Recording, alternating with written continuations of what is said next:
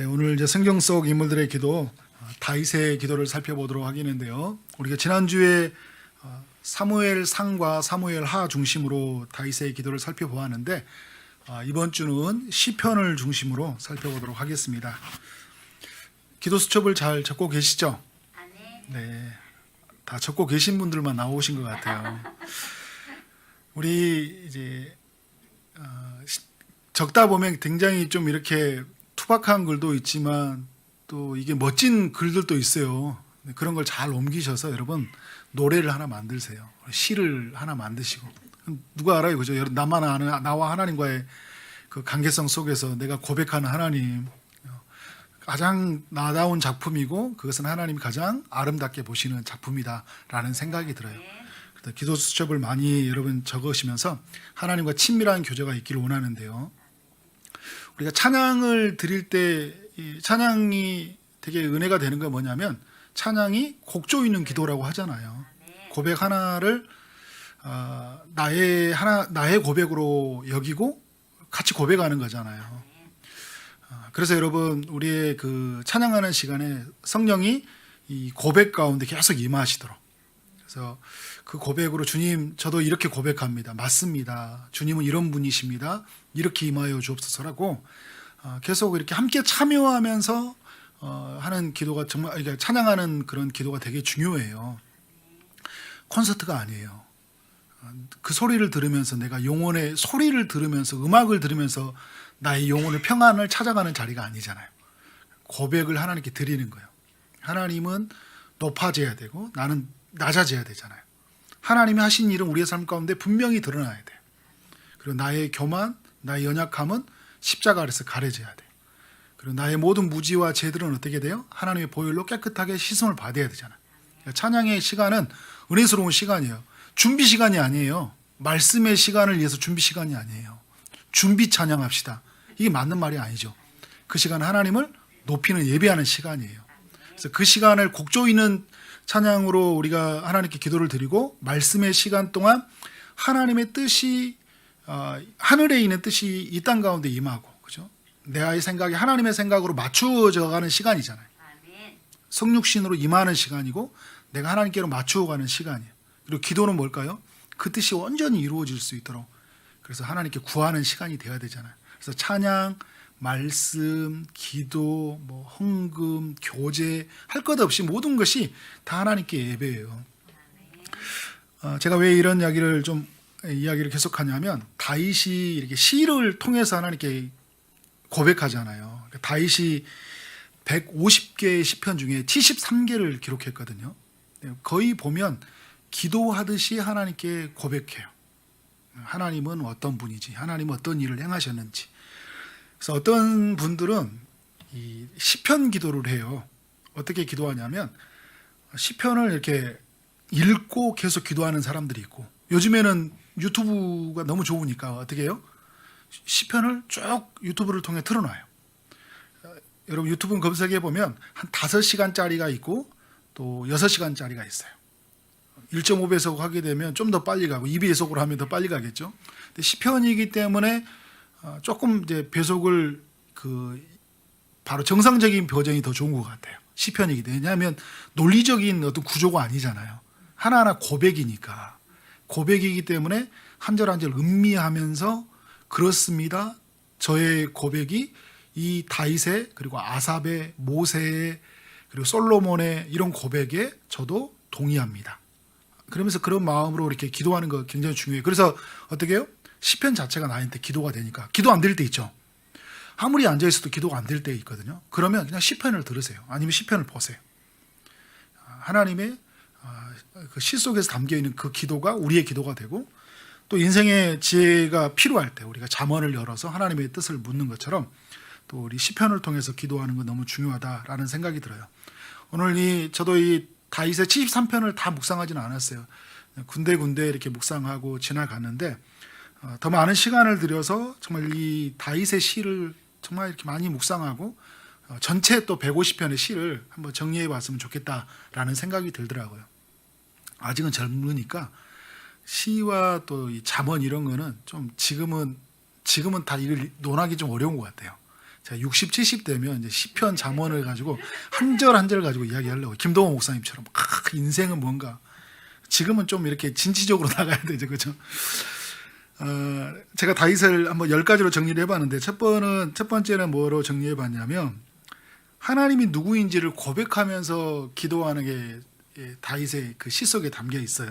그러니까 여호와는 나의 반석이요 나의 요새시요 나를 건지시는 이시요 나의 하나님이시요 내가 그 안에 피할 나의 바위시요 나의 방패시요 구원의 뿌리시요 나의 산성이시로다. 이 고백이 어디에 이렇게 좀 나와 있냐면 사무엘하 22장에서 다윗이 그 하나님의 약속이 다 자신 안에서 성취되어지는 현장이거든요. 이제 그 왕의 이제 사역이 다 이제 마무리가 되어갈 쯤에 하나님이 행하셨던 일들을 보니까 하나님은 이런 일을 행하셨던 분이에요. 그러니까 하나님은 반석, 요새, 흔들리지 않는 분이잖아요. 어떤 것도 침략할 수 없는 요새. 그리고 하나님은 건지시는 구원자이셨고 나의 하나님이었다는 것은 다윗과 언약 속에 맺어졌던 하나님이 되고 나는 그의 백성이 되시는 하나님이셨다. 그러니까 인생 전체를 돌아볼 때 그 고백이죠. 그리고 하나님은 피할 바위였고 그리고 적군의 사방의 공격이 있을 때 나의 방패가 되었다. 그리고 나의 산성이다. 이런 표현을 쓰면서 하나님이 어떤 분인지를 고백적으로 이렇게 드러내고 있잖아요. 이 이야기, 이 시편 18편이 사무엘하 22장과 연결이 되어 있어요. 여러분 이 다윗의 삶을 보면 굉장히 힘들었잖아요. 영광스러운 건 있죠. 오늘 뭐 제가 처음에도 말했던 것처럼 73편의 시를 기록했으니까 그것을 우리 후세대들이 그 다윗의 고백 속에서 하나님을 만나게 되니까 얼마나 영광이에요. 여러분들 우리도 뭔가를 하나 남겼는데 그게 대대로 내 후손들이 그것을 가지고 하나님을 만나는 도구가 된다면 그것만큼 영광스러운 일이 어디 있어요. 이스라엘의 두 번째 왕, 하나님의 마음에 합한 사람, 그리고 그 다윗의 자손으로 오시는 예수 그리스도를 볼 때 누구를 보면 선명하게 드러난다는 거예요? 다윗을 보면. 그러니까 다윗이 그런 인물로 예표론적 인물로 사용되었다는 것은 굉장히 큰 영광이에요. 40년을 통치하면서 살아갔고 비록 성전을 건축하지 못했지만 성전을 준비해 주는 역할을 했죠. 그런데 여러분 이런 스토리 뒤에는 어마어마하게 그런 흑역사, 아픈 역사들이 좀 있잖아요. 정말 이렇게 그 안에서 이 사울이라는 사람을 만나게 되고 또 여러 대적들, 블레셋과 끊임없는 그 삶 속에서 전쟁과 또 아말렉과 주변에 있는 나라들과의 끊임없는 그런 싸움들을 해야 되겠고 또 가까운 사람들 안에서도 자기 자신이 막 죄를 범하는 사람들이 있었죠. 근데 여러분 다윗을 보면 자기가 그 당한 고난이 있고요. 자기가 하나님 말씀으로 살려고 하다 보니까 기름 부으신 왕으로서 그 정체성으로 살려고 하다 보니까 그렇게 당한 고난이 있고 자신의 연약함으로 말미암아 또 당한 고난이 있어요. 우리가 이제 요즘에 사무엘상 말씀을 살펴보면 알겠지만 자신의 그 실수로 많은 고난을 당해요. 여러분 그 25장 나발의 이야기를 통해서도 큰 죄를 질 뻔해도 막았는데 그 사울이 자신의 아내를 뺏어가 버리거든. 다시 데리고 가서 미갈을 다른 남자와 결혼시켜 버려요. 다윗이 이제 새로운 아내를 맞이했는데 그냥 아내를 맞이했다고 이야기를 해요. 근데 구약에는 왕이 이제 일부 다처제가 이제 허용이 좀 돼 있었죠. 그러니까 허용이 됐지만 하나님의 뜻이라고는 할 수는 없지만 그래서 이 아드핑크라는 목회자면서 신학자가 뭐라 했냐면 마태복음 19장의 이야기를 하면서 예수님의 때가 되면서 비로소 창조의 원리가 회복이 되어졌다. 참된 개혁이 이루어졌다. 뭐예요? 한 남자와 한 여자에게 한 아내가 있어야 된다는 것들이 비로소 이제 개혁이 완성되었다. 예수님으로 그 표현을 쓰더라고요. 그러니까 아직 다윗과 이 주변에 있는 사람들 연약하잖아요. 그래서 그 낳은 사람이 이제 통해서 어떻게 돼요? 그 마아가라는 딸 다말을 강간해 버리고 이 마아가의 난 아들 압살롬이 이 사람을 죽여버려요. 그래서 여러분 이 죽여버리면서 또 어떻게 돼요? 이 압살롬은 또 반란을 일으키다 또 살해를 당해. 아도니아라는 아들인데 왕위를 노리다가 막 실패하고 막 이런 역사가 일어났어요. 근데 여러분 이 역사 속에 보면 다윗의 실수가 많이 드러나요. 그러니까 빼앗은 것 때문에 아내를 맞아버려서 그런 죄의 열매들이 맺어진 거죠. 그리고 바세바를 얻으면서 어떻게 되는 거예요? 이후에 자신의 아들 안에 그런 피해 역사가 일어나잖아요. 결국 이게 누구 잘못이냐면 다윗 잘못이 굉장히 커요. 다윗의 잘못으로 일어난 굉장한 많은 어려움들도 많이 겪어서 그것 때문에 너무 힘들고, 그리고 주변에 사방이 적이고, 그리고 일생을 그냥 그 왕이 되기 전까지 사울에게 피해 다녀야 되잖아요. 그 어마어마한 그 삶의 그 고난과 그 어려움들, 시달림들을 겪었죠. 근데 다윗이 참 이대한 왕인 게 뭐냐면, 자신이 연약함이 있을 때나 또 자신이 하나님의 말씀을 따르려고 하다가 고난을 당했을 때나 누구에게 숨었다는 거예요?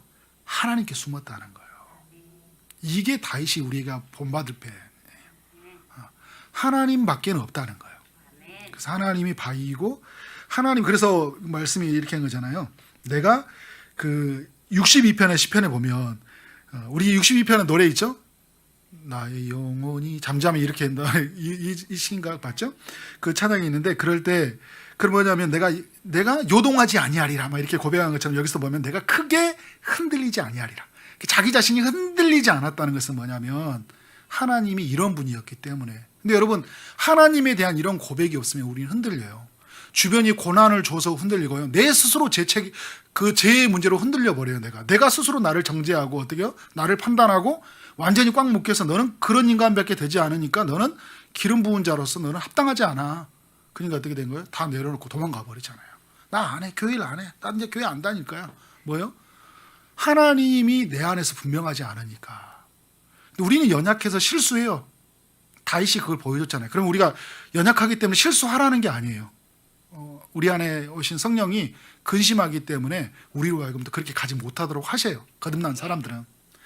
그러나 우리에게 정말 다윗이 주는 건 뭐냐면 하나님을 붙들었다는 거예요. 그래서 하나님 안에서 자기 자신이 감추어졌어요.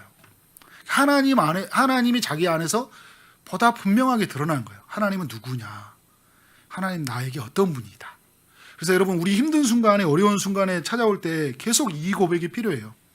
나에게 하나님은 어떤 분이십니다. 그래서 하나님은 성품에 호소하고요. 이게 하나님의 존재에 대해, 그리고 하나님의 사역에 대해서. 하나님의 성품은 뭐예요? 하나님 거룩하시고 하나님의 사랑이시고 하나님 용서이시잖아요. 그래서 하나님의 그런 성품이, 근데 여러분, 하나님이 사역을 하실 때 그 하나님이 구원하시며 하나님이 보호하시며 하나님이 지키시고 하나님이 싸우시잖아요. 그죠? 하나님의 약속을 성취해 가셔요. 이게 하나님의 사역이에요. 그래서 이런 내 약속을 성취하시고 이런 일을 하시는 하나님을 계속 바라보면서 이 다윗이 했던 고백 그대로 해도 되는데, 우리 인생은 또 우리 인생 나름대로 주시는 또 우리의 스토리가 있어요. 채만석에게 만났던 하나님의 그 일하심이 있거든요.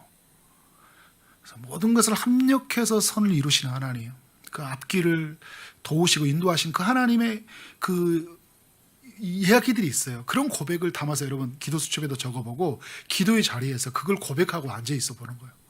그런 고백할 때마다 내가 하나님 뒤에 그래서 숨게 되고, 그래서 하나님 안에서 내가 안식하게 되니까 어떻게 된 거예요? 내가 흔들리지 않는 거예요. 그래서 다시 제 자리를 털고 나면 어떻게 된 거예요?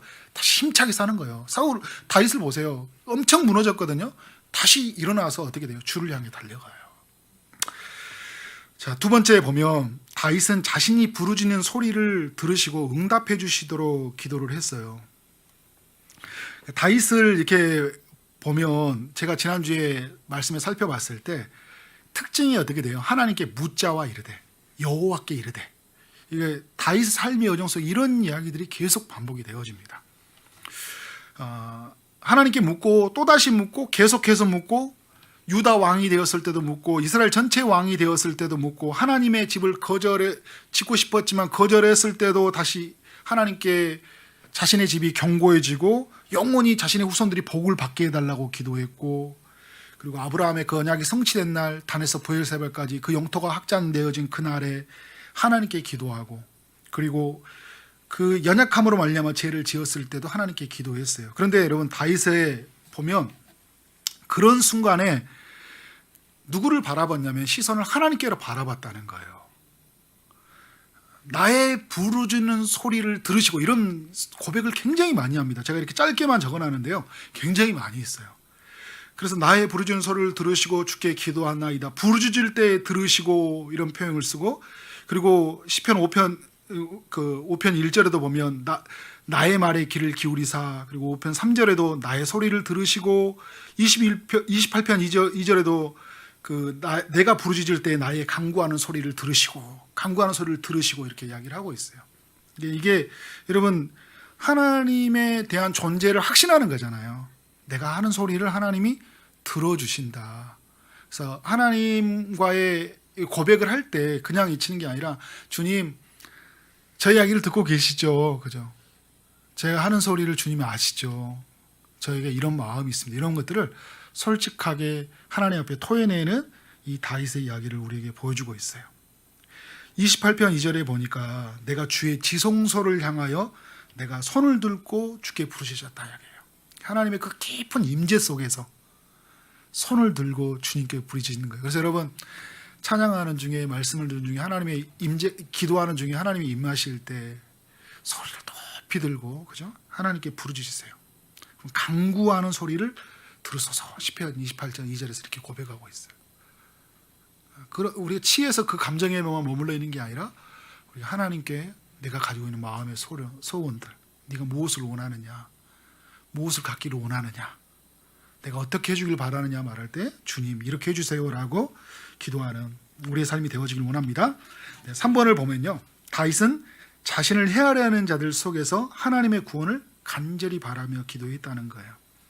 다윗을 헤아려는 자들이 누구예요? 대표적인 사람이 사울이죠. 골리앗을 죽이고 나서 다윗의 인생은 완전히 참 힘든 인생의 여정을 살아야 했어요. 어느 때까지요? 사울이 죽을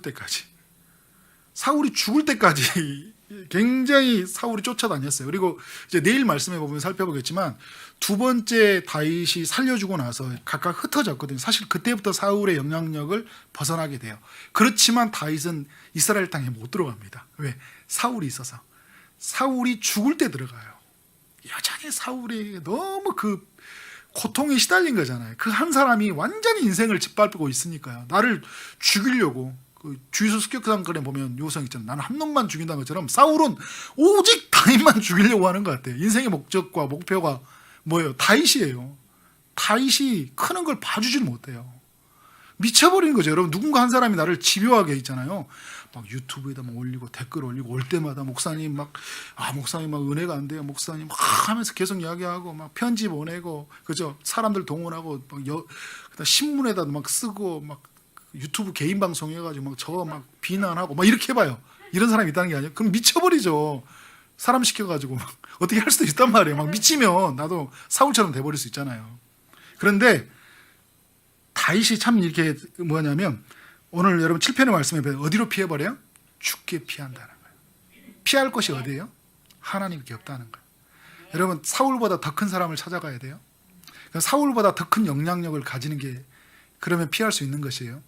사울을 죽이면 끝나는 건가요? 다윗은 안 죽였잖아요. 안 죽이고 어디로 가버려요? 하나님께로 피해버려요.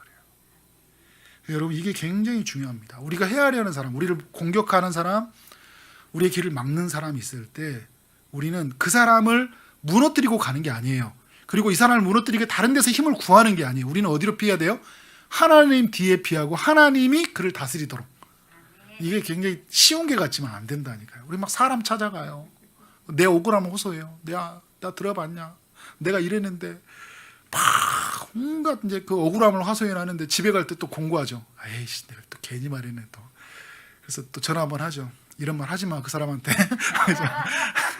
그래서 막 또 막 두려우니까 이런 말 했다가 괜히 또 이상한 관계가 깨질 것 같으니까. 그래, 너 믿으니까 막 하면서 한 번 더 단도리를 하죠. 그래서 여러분, 이 다윗을 막 밀고 하는 사람들, 밀고령이 떨어졌거든요. 온 이스라엘에. 다윗 본 사람은 다 말해주라. 이게 막 하니까 10사람들이 막 가서 말해주고, 그일라 사람들 구해줬는데, 다윗이 구해줬는데 고발해버리고, 도액과 같은 사람이 다윗이 떡 먹었대요, 칼 가지고 왔대요, 막 다 말해버리고 미치는 거죠. 어디 갈 데가 없어요. 그래서 어디로 피하는 거예요? 하나님께로 피하는 거잖아요. 그렇죠? 그래서 오늘 이렇게 말씀 더 이렇게 계속 뒤에 보면 나를 핍박하는 자들의 손에서 나를 건져주소서 이렇게 말씀이 있어요. 31편 15절에.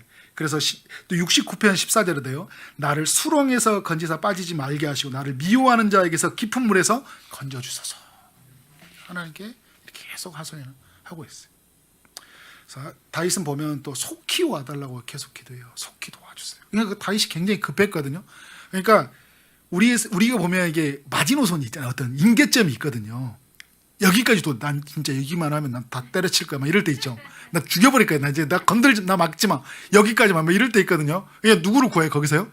주님을 구하는 거예요. 주님 빨리 오시라고. 나 터질 것 같으니까. 그런데 하나님은 그때 아시더라고요. 다윗이 임계점을 정한 게 아니에요. 하나님이요.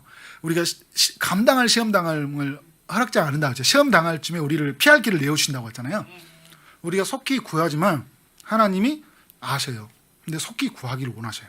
왜냐하면 하나님만이 우리에게 도움이 되기 때문에.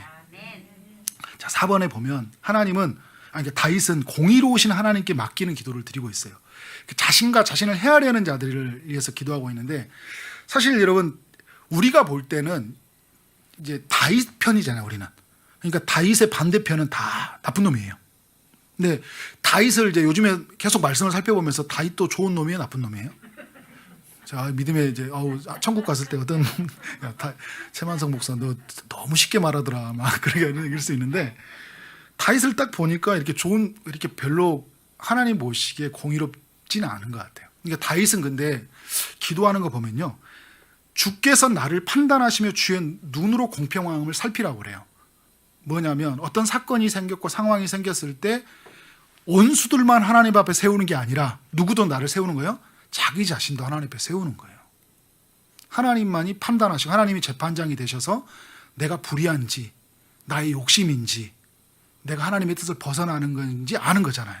그러니까 하나님 앞에서 자기 자신을 세우고 있어요. 하나님의 공의로움 앞에. 그리고 자신이 불의하다고 생각하는 그 원수들을 어떻게 해요? 하나님이 살펴주시도록. 그런데 그 원수들을 자신이 재판장이 되고 자신이 해야 하지 않아요. 그 대표적인 사람이 이 사울이잖아요. 분명히 잘못되었어요. 그런데 자신이 이 사람을 재판하지 않아요. 하나님께 맡기고 있죠. 때론 다윗이 실수를 했어요. 어떻게 했어요? 나발이라는 사람을 죽이려고 했는데, 근데 또 하나님은 아비가일을 통해서 이제 또 막으시죠. 그러니까 하나님의 일하심이 참 놀라운 거예요. 근데 이런 과정들을 쭉 가면서 다윗은 커져가요. 커져가는데, 그럼 여전히 다윗은 커져갈 때 죄를 안 지냐는 게 아니라 죄에 대해서 민감해지죠. 그래서 어떻게 된 거예요?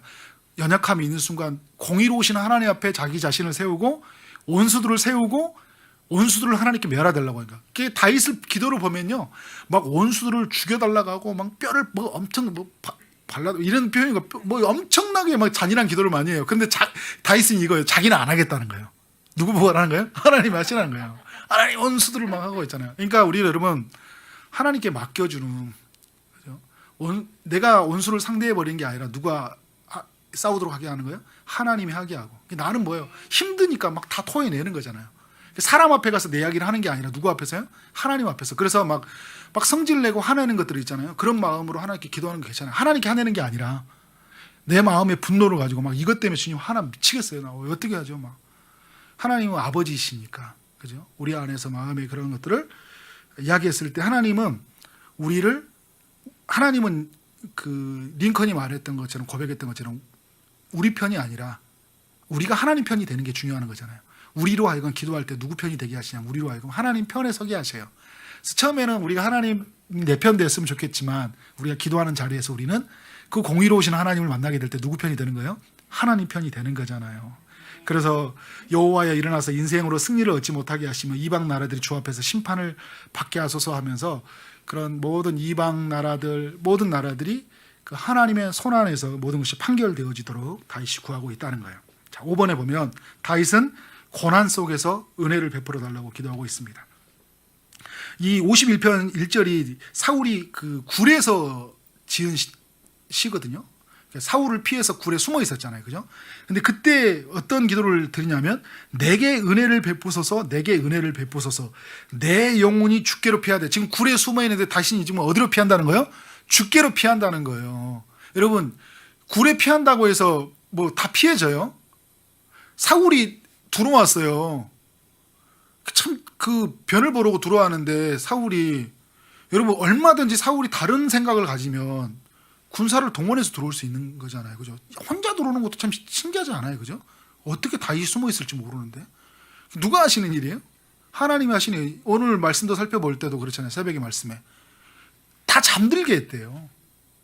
결국은 하나님이 피한 대상이라는 것들. 그런데 그 하나님께 뭐냐면 정말 은혜를 베풀어 달라고 기도하고 있는 거예요. 지금 다윗에게 가장 필요한 거 뭐냐면 하나님의 은혜예요. 그래서 하나님의 은혜가 그의 삶 가운데 임하게 되면 그가 어떻게 해요? 피할 곳이 되는 거예요. 하나님에게로 하나님이 은혜를 베푸셔야지 하나님 안에 들어가는 거잖아요. 그래서 그 하나님 안에 들어갈 때 그것은 가장 안전한 초소가 돼요.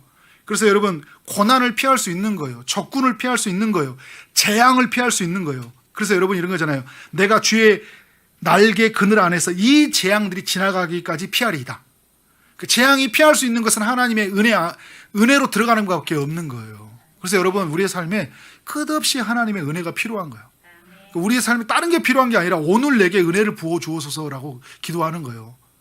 그러면 여러분 다 돼요. 고난도 피해가고요, 질병도 피해가고 우리의 삶에 찾아오는 수많은 대적도 피해가는 거예요. 하나님의 그 은혜 안에 있기 때문에 사방에 우겨싸움을 당하더라도 그렇죠. 피할 곳이 우리가 주님 안에서 그 안전한 초소가 된다니까요.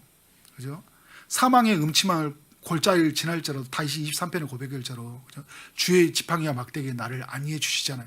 하나님의 은혜 속에 들어갈 때 하나님의 보호하심이 있다. 룻에서 보면 룻이 보아스에게 그런 이야기를 하잖아요. 은혜 베풀어 주기를 원하나이다 이야기를 하잖아요.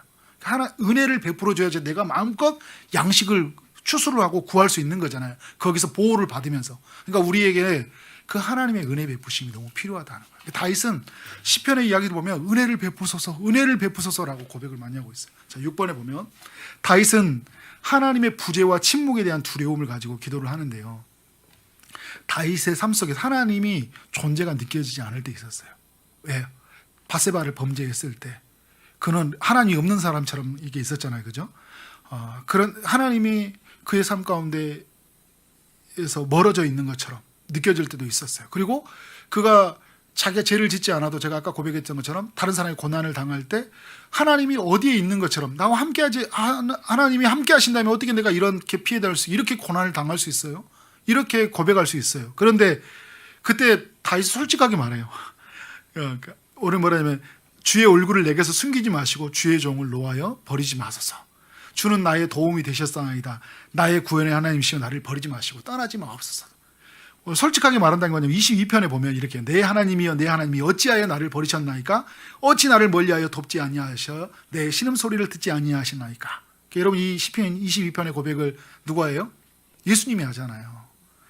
예수님이 그 십자가 지는 순간에 모욕과 수치를 당하는 순간에 그 땀과 피와 눈물이 다 쏟아지는 순간까지도 하나님이 침묵하고 계시니까 그때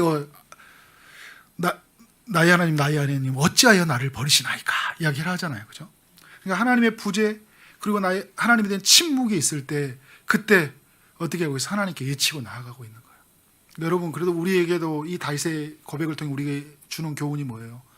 그때마다 그 침묵 속에서 죄짓지 말고 그냥 다른 사람 찾아가지 말고 누구에게 호소하는 거예요? 하나님께 부르짖어라. 7번에 보면 다윗은 죄에 대한 통회하는 기도를 드리게 되는데 51편이 어떤 시죠? 다윗이 밧세바를 범하고 났을 때 나단이라는 선지자를 만나고 나서 그가 이제 하나님의 그 준엄한 심판의 메시지를 듣게 되고 그 죄의 값을 하나님이 지불하시겠다는 죄를 심판하시겠다는 그 하나님의 말씀. 그러나 다윗의 영혼을 보존하시잖아요. 그러면서 다윗의 그 처절한 그 회개의 현장이 바로 51편 1절이에요. 그래서 주의 인자하심을 호소하고 있잖아요. 내게 은혜를 베풀어 달라고 하면서 주의 많은 긍휼을 따라. 그래서 여러분 인자하심, 은혜를 베풀어 주심. 그래서 긍휼을 베풀어 주심으로 말미암아 내 죄악을 뭐하라고요? 지워주라고 하는 거예요. 근데 죄악은 어떻게 돼요? 선명하게 새겨져 있잖아요. 이게 여러분 범한 죄가 사라져요. 그 죄가 너무 크게 보이는 거예요. 선지자의 말씀을 듣고 나서. 그러니까 말씀을 보면 막 이게 내가 막 우술초로 지으려고 해도 뭐 다른 걸로 지으려고 해도 어떻게 해요? 막 지워지지가 않은 거예요. 누가 지어줘야 돼요? 하나님이 지어주셔야 되니까 깨끗하게 내 죄과를 지어달라고 51편에서 계속 이야기해요. 그러면서 지우도 안 지워지는 거 보니까 내가 어디에서부터 죄가 지어졌어요? 내가 모태에서부터. 나는 죄로 태어난 사람입니다. 그러니까 이 온죄를 가지고 기도하는 거잖아요. 하나님 앞에 정말 내가 죄인 중에 괴수였구나라는 것들을 그 말씀이 비춰준 날 처절하게. 그러니까 여러분, 이 마음의 찔림, 그래서 우리가 기도할 때 마음의 찔림이 있죠. 나단의 선지자로서. 그리고 그 마음의 찔림이 어디로 이어지게? 기도로 진행이 되어지고, 그리고 어떻게 돼요? 돌이킴으로 완성이 돼요. 회개는 돌아가는 거잖아요. 그런데 마음이 찔렸을 때 내가 어찌할까 할 때 하나님 앞에서 나의 모든 죄를 고백하고, 그리고 그 고백이 십자가 아래로 들어가고, 그리고 나는 그 십자가 아래에서 자유함을 얻으면서, 그죠? 어떻게 내 삶의 자리는 이제는 어떻게 된 거예요? 다시 죄의 자리가 아니라 은혜의 자리로, 사람이 아니라 하나님을 찾고, 내 방법이 아니라 하나님의 뜻을 찾는 그 자리로 가고, 모든 죄의 값을, 고통을 준 사람한테는 죄의 값을 지불하고, 그죠?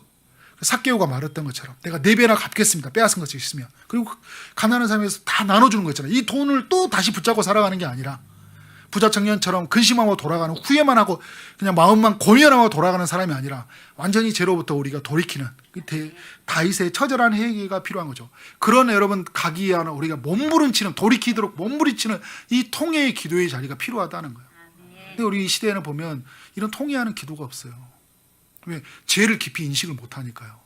아버지를 떠나서 지업 열매 먹는 것이 고통이라는 걸 느끼고, 내가 이 고통은 아버지를 떠났기 때문에 찾아오는 것이라 하는 그 죄에 대한 처절한 아픔과 고통을 느끼지 못하니까 하나님의 기도의 자리가 없는 거잖아요.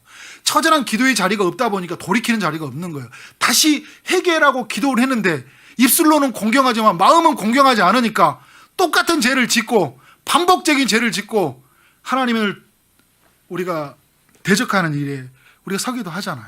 이 시대 사람들 보세요. 우리 안에 참된 회개가 없다는 것을 보여줘요. 그런데 다윗은 참된 회개의 자리를, 이것을 우리 51편에서 보여줬고, 25편의 말씀에 보면 자기의 죄를 사해달라고 이렇게 기도를 한 장면도 있어요. 다윗은 이제 8번째 보면 치료와 회복을 갈망하면서 기도하는데요. 그 6편 2절에 보면 이런 이야기가 있어요. 여호와여, 내가 수척하여 싸우니 내게 은혜를 베푸소서. 여호와여, 나의 뼈가 떨리오니 나를 고치소서. 그러니까 육체의 아픔에 호소하고 있거든요. 39편에 보면 나의 건강을 회복시켜 주소서, 이렇게 고백을 해요. 그리고 41편에 보면 그의 병, 다른 사람을 중보하듯이 하게 그의 병상에서 붙으시고 그가 누워있을 때마다 그의 병을 고쳐주셨나이다. 그러니까 다른 사람의 호소하기도 하죠. 그런데 여러분, 다윗은 내 육체의 병도 호소하지만 자신의 영혼의 죄에 대해서, 그래서 51편에 보면 51편이 그 참회의 시인데, 그래서 10절에서 이런 게 고백을 한 거예요. 내 속에 정한 마음을 창조하시고, 그죠? 성령을 통해 새로운 마음을 부어주셔서 내 안에 거짓된 삶을 살아가는 것이 아니라 정직한 영으로, 주의 영으로 나를 어떻게 해요? 새롭게 해달라고. 이전 것은 지나갔으니 보라 새 것이 되었도다. 그러니까 그 안에서 그렇게 나를 완전히 회복시켜달라고. 하나님, 이전에 저는 참안석으로 사는 게 아니라 하나님의 새로운 본성 안에서, 성령 안에서 거듭난 사람으로 살 수 있도록 이 밤에 이 시간에 역사하여 주옵소서라고. 그죠? 그 회복을 갈망하는 기도가 필요한 거예요. 그러니까 41편 4절에서 이런 거예요. 내가 말하기를 여호와여, 내게 은혜를 베푸소서. 내가 주께 범죄하였사오니 나를 고치소서. 그런 거예요. 범죄하였는데 내가 다른 걸로 못 씻겠다는 거예요. 그 죄의 죄책감, 죄의 오염으로 말미암아 죄책감, 이걸 다른 걸로 못 벗어나는 거예요. 누가 해줘야 되는 거예요? 주님이 고쳐주셔야 되니까, 십자가로 덮어줘야 되니까, 그러니까 고쳐달라고 하는 거예요. 이런 다윗이 우리에게 좋은 기도를 보여주고 있다는 거예요. 자, 9번. 다윗은 하나님의 인도를 구하는 기도를 드리고 있어요. 27편 11절에 보면 여호와여, 주의 도를 내게 가르치시고 내 원수를 생각하셔서 평탄한 길로 나를 인도하소서.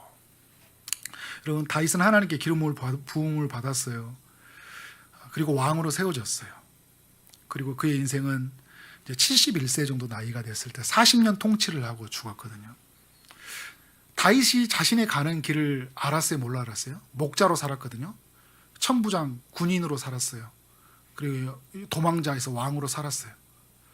성전을 짓기 위해서 일생을 솔로몬이 짓도록 그렇게 이제 준비하고 살았어요.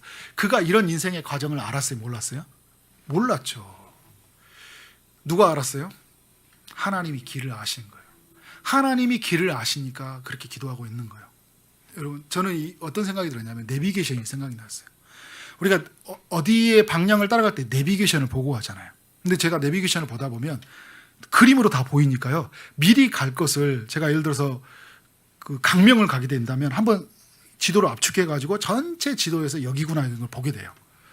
제가 이렇게 하나님의 인도를 보면 또 이렇게 안 될 때가 굉장히 많더라고요. 저는 뭐냐면 그림이 안 보이고 그 뭐냐면 음성으로만 듣는 거 있잖아요. 그러니까 쭉 가다가 이런 거 있어요. 300m 앞에 가서 우회전하세요. 이러는 거예요. 내가 어딘가요? 꼭 저는 이게 하나님의 인도하시는 게 여전 것 같아요.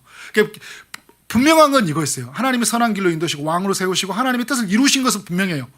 그러니까 저를 통해 하나님은 이 땅에서 하나님의 일을 이루실 거예요. 이건 확실하거든요. 성도의 견인, 저희 구원은 확실히 하나님이 과거와 현재와 미래 속에 이루어 주셨어요. 그런데 주님은 떨림으로 구원을 이루어 가지는 않은 이런 이야기는 뭐냐면 하나님은 우리의 여정 속에서 그렇게 보여주지 않고 음성으로 이렇게 하시는 거예요. 300m 가서 우회전해서 그랬더니 잘못 들어가 버린 거예요. 여기서 300m라고 했는데 내가 200m 들어갔어. 그때 다시 띠띠띠 울리죠. 잘못 들어갔습니다. 다시 방에서 100m 이렇게 가는 거예요. 그러다 보니까 다시 찾아가서 어떻게 아닌데? 다시 음성을 듣고 어떻게 되는 거예요? 또 그 음성의 인도함을 받잖아요. 저는 이게 하나님의 인도하심이지 않을까, 다윗의 인도하심이지 않을까라는 생각이 들었어요. 그래서 주의 도를 내게 가르치고 원수를 생각하셔서 평탄한 길로 나를 인도하소서 했는데 평탄한 길로, 그 주의 길로는 하나님이 아시잖아요. 어디가 평탄한지 어떻게 알아요? 어디가 안전한 길인지 어떻게 알아요?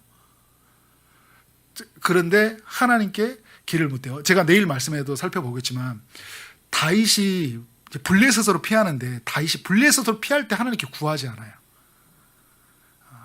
그러니까 자신이 결정해 버리거든요. 다른 때는 하나님께 항상 묻는 게 많은데 또 다르게 결정하거든요.